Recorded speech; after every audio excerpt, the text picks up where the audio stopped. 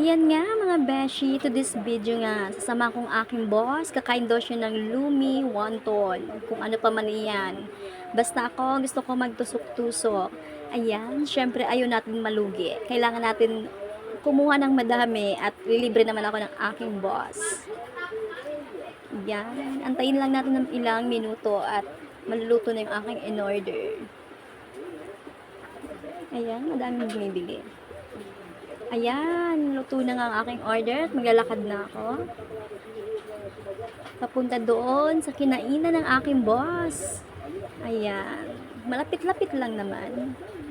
So, kumuha na ako ng sauce na may cucumber, na spicy.